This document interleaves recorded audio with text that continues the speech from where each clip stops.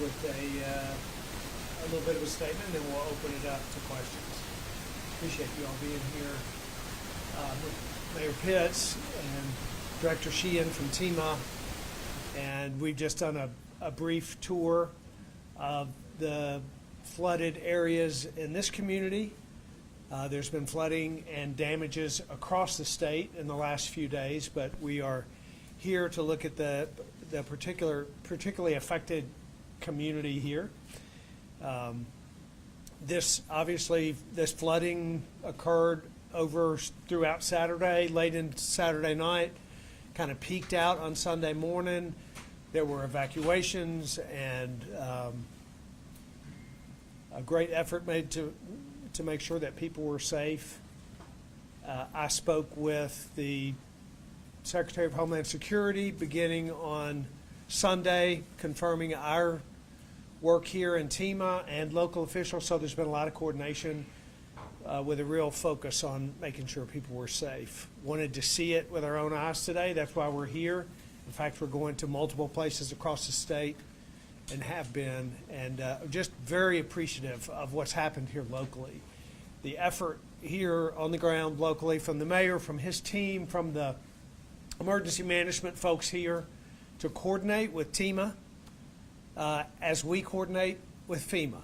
And it's something, unfortunately, that we've become accustomed to, but people did their jobs and people were safe, and we're very grateful for that. So we'll open it up to questions and for any of the three of us, if you'd like. Yes? Yeah, what's the latest regarding your talks with FEMA?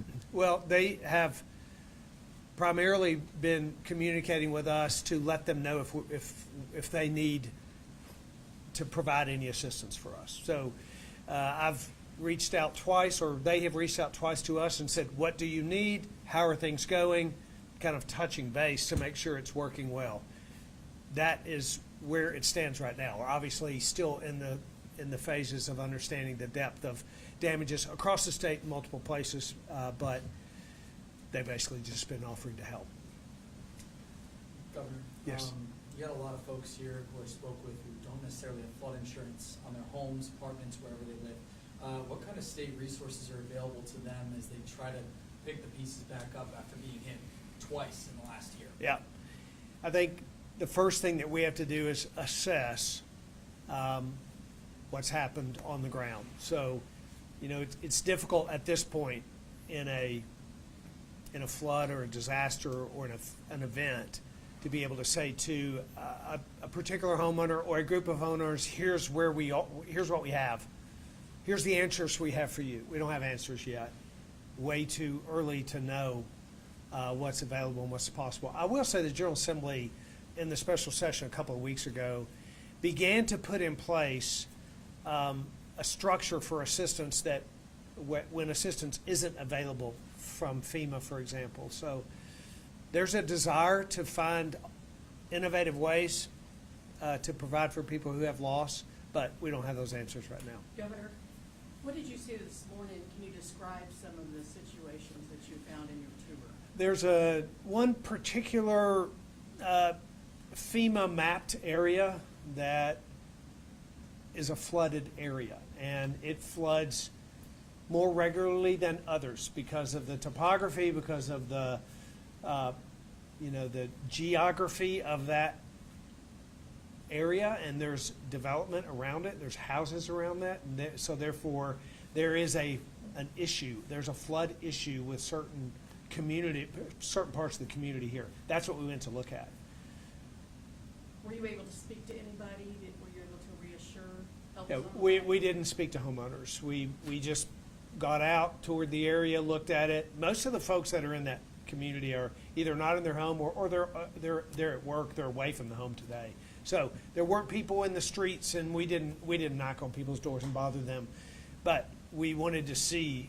I wanted to see with my own eyes just what these communities look like, how they're affected by the flooding, and the mayor and his team, knew exactly where these communities were and took us there to see it. What was your impression?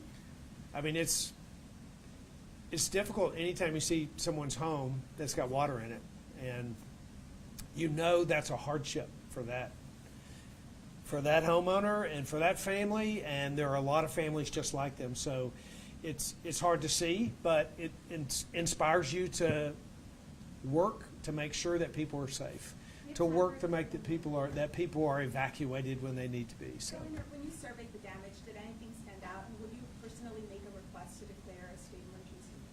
Well, we have to assess first again. We can only make emergency declarations, or we only make emergency declarations when an emergency rises to the level and there's enough damage that it warrants that. Now, there are things that we obviously do even short of that, and that's what local officials are doing right now. But we don't know enough about the extent of the damages to be able to comment on an emergency declaration. Take one more. You said, this is something people have gotten accustomed to, and we spoke to residents who have dealt with flooding multiple times. Is there anything the state can do to maybe get ahead of an event like this happening again?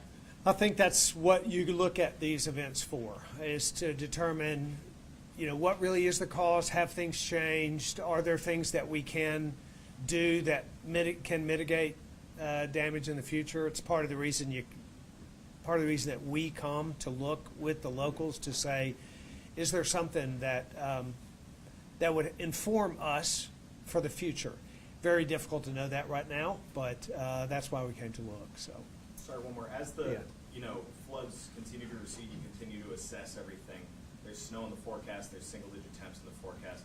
How does that play into assessing what happened on the 15th and getting that help to people? I'm going to let Director Sheehan speak to that. Obviously, we want to be prepared for everything.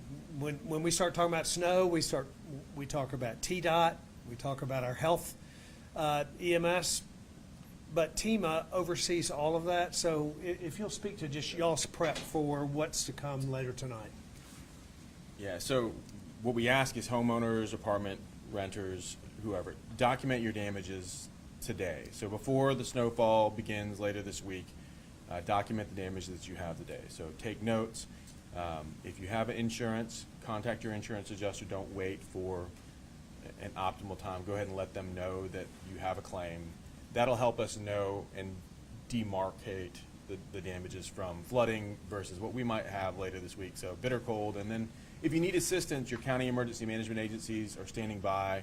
On TEMA's website, we're mapping where shelters are and heating centers are. So if someone needs assistance, just make sure someone knows. And Tennesseans, we're Southern, and so check on your neighbors too. So if you're not impacted, we ask folks to check in. But for those that have damage, just make sure you're documenting those damages, cataloging them, and then if we get to certain criteria, certain numbers, we'll evaluate that and make a declaration request as appropriate, as in accordance Mayor with law. Pitts, you have a comment? You want to make a comment before we wrap it up? Yeah, thank you, Governor Lee and State of Tennessee and Director Sheehan for TEMA for being here today. One thing we know about Clarksville, it's resilient. We have a website set up for people who have been affected, CMC Responds, cmcresponds.org. We're asking people to go to that website and register for help, and this help will come in a matter of helping them clean up, and then we'll have funding for restoration as well and helping everybody that we can. So cmcresponds.org. But we're just very grateful, Governor and Director Sheehan, for being here today. Mayor, a couple folks while I was out there on Alberta Drive, Freestone Drive, they've raised concerns about recent construction possibly playing a role in drainage issues in that area. Are you guys aware of any drainage issues in that area that turned that field into a pond/lake? Well, I can tell you there's no recent construction that's been going on that turns that field into a lake. It's historically been a problem, and we're looking at ways we may be able to mitigate that, but we can't speak to solutions at this point. Director, earlier this morning you kind of were giving media availability to kind of explain what the state is doing ahead of the snow. What can Tennesseans expect, say in Middle Tennessee, if they're going out on the roads? Yeah, so luckily TDOT's been working since yesterday morning at 8 a.m. So they've been pre-treating roads. They're getting their crews set up to be able to go and do route clearance. And you can go around here today too and see the county and city road crews are doing the same thing. So pre-treating, It's not raining ahead of this snowfall event, so that helps a lot. But for folks, before you get out, prep your car, have a kit, so extra blanket, gloves, kitty litter or sand, something in case you lose traction that you can regain traction, and shovel. Those small little preparations make a big difference, and just give yourself more time. So if you have to get out and about, and we encourage folks, if you don't have to, stay home. But if you do have to get out and about, and certainly I'll be out and about, so I don't want to be, there are things that will make you need to be out and about. So if you have to, just give yourself more time, give yourself lots of stopping distance, and then give these road crews, these plowed crews, these crews that are treating the roads, a lot more distance than you typically would, and give yourself a lot more time to stop than you typically would.